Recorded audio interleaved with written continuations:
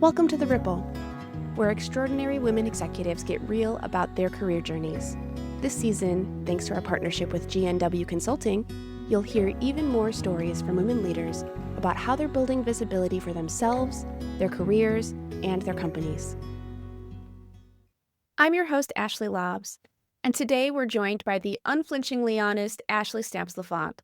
She is the founder of the Success RX. She's going to share how her experiences with acting helped her transform from feeling invisible to propelling her customer success career forward. Ashley, I am so pleased you're joining us today. Thanks for making the time. Thank you, Ashley. I'm happy to be here. I want to hear a little bit about what developing visibility has looked like for you. What were you doing and how did it help you? Well, a couple of things. When I was younger, I was the invisible girl. And it's something that a lot of people just can't believe because I've been told recently if I'm in a room, people know that I'm in a room. I'm like, that would have scared the crap out of me when I was younger. I learned when I was starting my professional career that I needed to break out of it. So I almost viewed it as a similar challenge to, okay, you know that you want to get into a good college, you do this. You know that you want to get a good job, you do this. Well, you want to grow within your career, you're going to have to get something else, and that is greater visibility. So it has definitely come into play more often than I ever imagined.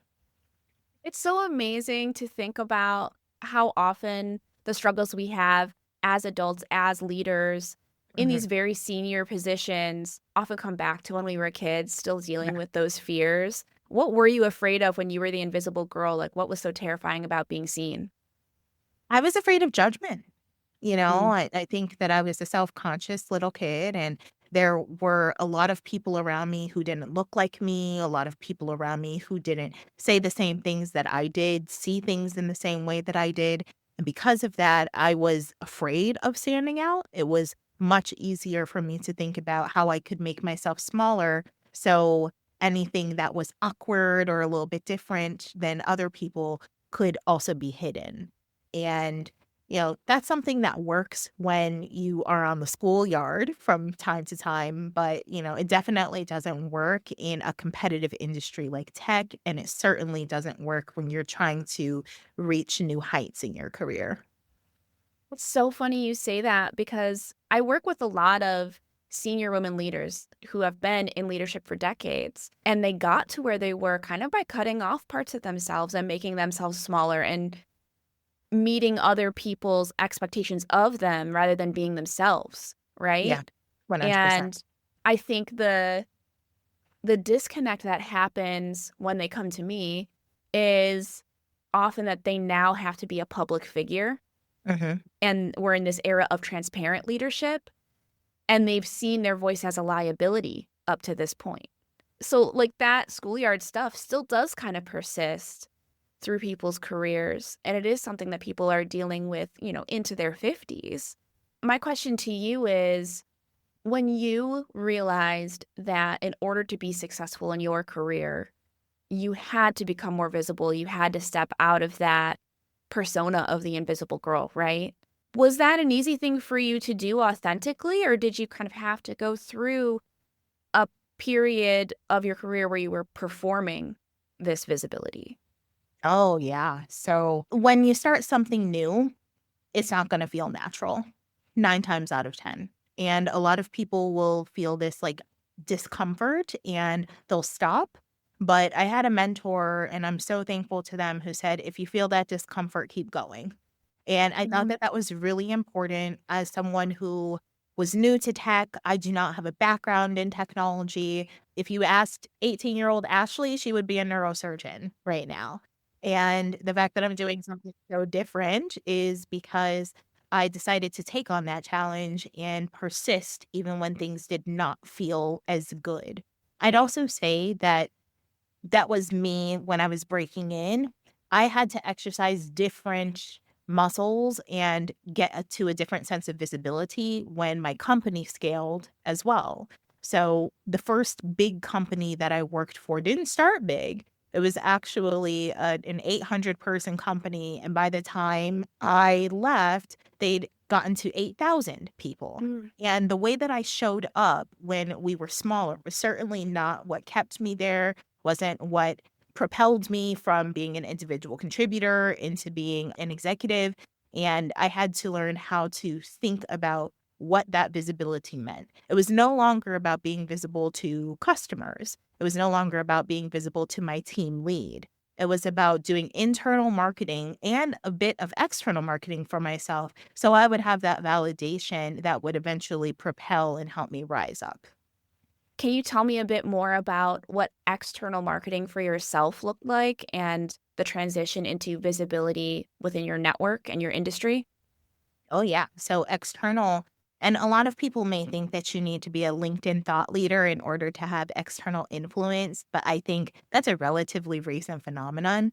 As an individual customer success manager, my external influence is what I could do for the customers, what I could do in front of prospects. And I knew that if I nailed it, that would result in customer advocacy leads, co-marketing leads, whatever it would be that could help raise that my profile in particular within my company. But really that's small stuff. The biggest step that I took was having visibility when I decided to step out on my own and really dedicate time to my consultancy. And that happened in summer 2024. I had a consultancy, but it was always the second fiddle to my executive work. And I realized that there was no one who was going to do my business development for me. So it was now up to me to be able to do it. And that was scary, Ashley. It was scary to think about how I was going to sell me, not a product, not a brand, but I guess the brand of Ashley Stamps-Lafont. And it was the first time that I was doing it completely on my own. Definitely scary, but the reward was in proving that I could do that successfully. I love that. Seeing yourself as the brand and having to connect authentically with your voice is such a challenge. Mhm. Can you tell me about what you did to start showing up more authentically and put yourself in the spotlight that way? Oh, yeah. I mean, I got so many pieces of great advice and not so great advice. And one of the pieces of advice that I said, yeah, I'll follow it, but it didn't work out for me was follow what the influencers on LinkedIn are talking about. And I said, okay, that's number one, inauthentic. Number two, it's going to come across as if I don't really have an opinion. I'm just parroting what's out there. And that's something that has never worked for me, to be quite honest. I'm an actress, but I have never been able to follow a script very well because I always want to go ahead and ad lib, right? And that's how I am professionally. There may be a theme, but certainly what you're going to hear that's going to resonate more with the audience is what I have had to say because I've been through it before. And then number two, what I have to say because it's something that affects other people. So just like, I don't know if you're familiar with this trope, but they say, if you're an aspiring musician, you write about the things that have happened to you. You don't write about the things that you haven't actually experienced. And it's Yeah. the exact same way when it comes to promoting my personal brand. Who am I? I am a post-sales leader. I'm someone who has been a go-to-market for quite some time. I'm someone who has risen to the occasion from a non-technical background into some of the most enviable positions in the industry. Like, that's what I know. That's what I do. If I just hop on a bandwagon, I could literally see it in my engagement. That's not my audience. And that doesn't feel good to talk about either. So if you look at the opportunities that I've taken, either as a speaker or as a presenter, or even in my written LinkedIn posts, it is all coming from an authentic place that I have lived in. You know that moment when the one person who knows how everything works suddenly doesn't work there anymore? Your go-to person is gone, and no one seems to know how to use one of your critical platforms. It happens. GNW Consulting can step in when your team hits that kind of gap. They keep things running while you figure out the next move. whether that's backfiling, rethinking the stack, or just getting your footing again. They've got the skills, the calm, and the context to make transitions feel a lot less stressful. Plus, they're a big supporter of Wednesday Women and the way we amplify women execs authentically. So check out GNWconsulting.com to learn how they can support teams during pivotal moments and make life easier for modern marketing orgs. I think that's such a wonderful approach because when you're following trends, you get attention, Mhm. but it's not necessarily from the people you want it from, Right. right? And that's why things like reach and engagement can be really misleading. But what you're talking about is your unique stories, right? And you're not commoditizing yourself based on, the tasks you complete, the achievements Mhm. that you've accomplished. It's really about the experiences and the problems that you encounter and your lived experience through them. And no one else can own that, right? Because your experience is so individual. That makes a lot of sense to me that it's the way that you felt more comfortable showing up. And what I want to dig into a little bit more, you teased that you're an actress. Mhm. I want to hear about this aspect of your life and how it helped you step out of this idea of being the invisible girl. You hit the nail on the head, Ash. It is what propelled me into finding my voice.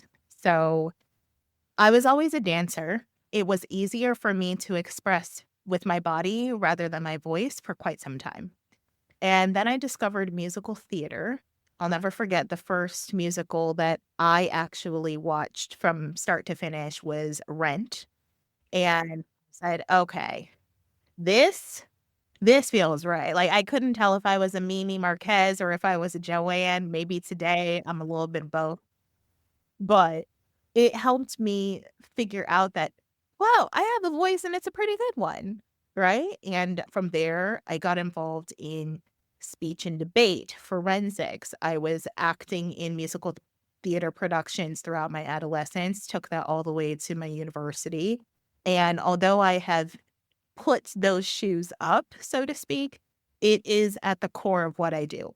And it definitely shows up in me being able to act like an exec when I need to act like an exec, but it's always coming from a place of actually embodying that exec rather Yeah. than whatever has been prescribed to me. You know what is so funny about that? Three things. One, we're the same person. We do not just share the same first name. I also came up through musical theater. Yeah. And two, I think you only need to sing Take Me or Leave Me from Rent once to feel like you can do anything. Both because that song is Oh. really hard to sing. Yeah, And two, because it's a really empowering song about being exactly who you are. Take me or leave me, right? 100%. And number three, I think it is so fascinating that your background acting, Mhm, where you're embodying a role, right? You're not yourself, mhm. helped you become yourself. It did, 'cause I knew what felt weird to come out of my mouth versus what was absolutely core to the nature of who I was, and, it was so freeing to be able to do that too. Do you Yeah. think that it's essential for people to go through trying on a bunch of masks before they finally feel comfortable with themselves? I do. I think that it's just kind of one of those life things that you have to go through in order to see what is truly your own essence. At least that's the case for me, and that's something that I advise all of my mentees at the Success RX. It is, I'll give you a playbook, but that doesn't mean that you follow it from start to finish. I want to see you. I will always be able to tell if somebody is speaking their own words versus what was written for them. And I think that it's so important for them to figure out, and by calibrating what feels natural and what is something that is a little bit too far for them. Yeah. As an example, one of the things that I'm actually going to be doing today is attending mock calls with some of our newest customer success managers. They have been going through onboarding for the last 6 weeks, and they are now being put to the test, so to speak. I've been having pep calls with each of them and saying, hey, you know all of this. All right. I don't want to hear me. I don't want to hear the guide. I want to hear you come through in this presentation. That's the number one thing. And I think it's very important for someone to also feel psychologically safe to be themselves and to be able to take those risks to go off of the prescribed path sometimes. Absolutely agree. I think one of the hardest things about trying on scripts and masks, so to speak, off the stage is that it is you much more, right? You're much more embodying yourself rather than some role. And it's so hard to watch yourself figure it out. Even It's uncomfortable as it's hell. Yeah. so uncomfortable. And I know this happens in the sales world just like it does in the performance world, where you are listening to recordings of yourself, you're watching recordings of yourself, you're doing a replay on those calls, just the way that somebody might watch themselves do a performance and have to like critique it and try again and figure out how to be more themselves while they do it. And I have always felt that was one of the most excruciating things to do. It is excruciating. And one of the things that I'm always thinking about, I used to work in a call center, classic undergrad job for anyone in the States who had to Oh come up, yeah. figure out how you're going to pay for your ramen. I was able to listen back to my recordings because I was the person who was calling and doing survey interviews for the University of Wisconsin. Like, oh my gosh, the number of times I was hung up on was ridiculous. But what I was able to do by listening to myself was I could actually hear what felt natural, where I stumbled, where I needed to improve, and that discomfort, right? We've been talking about it, being able to push through and say, here's how I can improve on that next time. I'm not alone in being harder on myself than other people are on me. All right. So, one of the biggest things that we should be doing is giving ourselves grace. I personally do struggle with that, but making sure that I am listening to myself, evaluating myself regularly, it does help me make sure that I'm on top of the way that I'm showing up and I can make adjustments if needed. That's so important, giving yourself grace. And if you're not good at it, it's probably something you're going to be working on for a lifetime. I know it is for me. Is there anything that helped you get better at that over time? Getting out of my own head. And one way that I got out of my own head was by bringing other people into my struggle. Now, I Mm. am not advocating for trauma dumping on someone. I do think that you should make sure that you speak with the person and say, hey, is this a good time? I've been going through some stuff and I could use your perspective, right? But one of the things that assisted me, even outside of professional coaching, was reaching out to my informal mentors. These people don't even know that they are my mentors, but they're my mentors in my head. And what that means is, hey, I've been struggling with this thing. Maybe it's been a couple of days, maybe it's been weeks, maybe it's been months that I've been grappling with this decision. But I've now reached the point where I need someone to validate or to deny the things that are in my head that are preventing me from making the call. And it's important to have that for a couple of reasons. One, I am always labeled as the strong one, like check on your strong friends. But what that also means is that I naturally struggle to be vulnerable.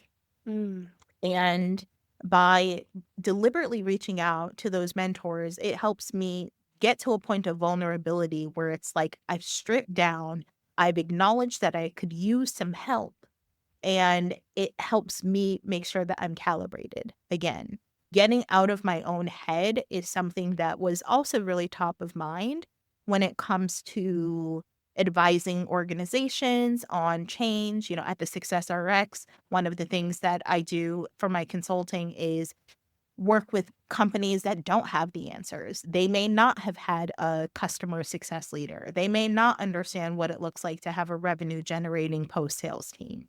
And because of that, there are so many different paths that you can go in.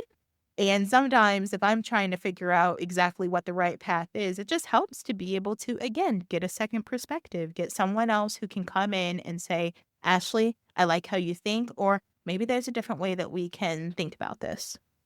Absolutely. And thinking about strong people, I mean, so many women are strong in just so many places in their lives. I think there's this constant fight with yourself. And instead of arm wrestling your own thoughts, bringing other people into that and just like validating the good, Yes. is so powerful and can be such a relief rather than white knuckling your way through, which is going to take a lot longer. You can probably do it. It's It's going to really be a easy. struggle. Oh my gosh, it's so easy for us to reach a milestone, hit a goal, and then not spend time actually recognizing that you've done it because you're so used to thinking about the next thing that you'll have to hmm tackle. And making Uh, that the baseline, right? yeah, Now, this next achievement is the baseline, and I have to top that. yeah. It's like I want women to give ourselves a break. I realize that that is easier said than done, but it is so important to recognize once you've reached a certain step and say, "Oh, that was hard. I did it. It was hard and I still did it." And you can do that. Reserve the space to do that. And I want us to stop thinking about how we can impress others, but like think about the things that are most fulfilling. That's one of the reasons why I've made the decision in my career to, after being a full time consultant, make sure that I found a home with a company where I could show up completely authentically as myself. And today, about 50 days in, I'm proud to say that I do feel that way. That's so exciting to hear. And I know there are so many other women at various points in their careers who need to hear that, who need to hear that you can actually get to a place where you are satisfied and happy and a lot more comfortable with putting yourself out there and with what that brings you.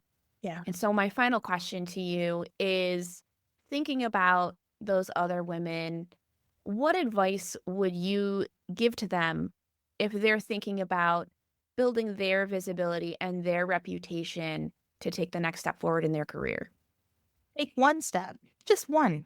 I think it's really easy. There is a lot of information out there, so many different techniques. And if you struggle with making decisions, your biggest one is to take the first step. That's it. And if you're trying to figure out how or where or even when to take that first step, making sure that you're a part of a community Hmm. that it big or small can definitely help. My community has definitely transformed and evolved over the last year alone. I'm involved in several that are amazing, including Wednesday Women, including Pavilion, and these communities are what help me cut through the noise sometimes. It's in my head to be able to take that first step. Once you get that first step accomplished, then you're off to the races. I totally agree. Ashley, thank you so much for sharing your experience, your story, and your advice. I think a lot of people are going to be reflecting on this for the rest of the day. Like I said, I am so happy and I'm not a celebrity or anything like that, but whatever I can do to share the stuff that I've been through, if it helps one person, then I am happy. Absolutely. Well, maybe we'll see you on the karaoke stage next. Oh, for sure. You just said the magic words. All right, take me or leave me, you and me. Let's do it. The date. All right. Well, thank you again, Ashley. It was a pleasure.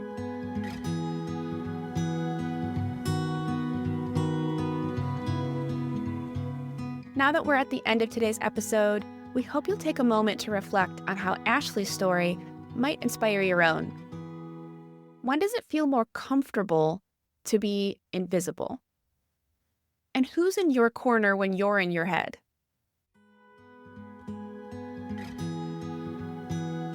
If today's show inspired you to think of an extraordinary woman leader in your life, let her know about the Wednesday Women Executive Membership. It's a safe space for women leaders to tackle any challenge, ask questions, and uplift others. And if you enjoyed today's episode, please give us a review on Apple, Spotify, or wherever you listen. Your ratings help us grow and inspire even more people. Thank you to our Season 2 sponsor, GNW Consulting, to our executive producers, Melissa Moody and Leslie Greenwood, and to our technical producer, Yelena Georgievich, with Kind Media Productions. I'm your host, Ashley Laabs, hoping this small ripple creates a big wave in your life. Until next time.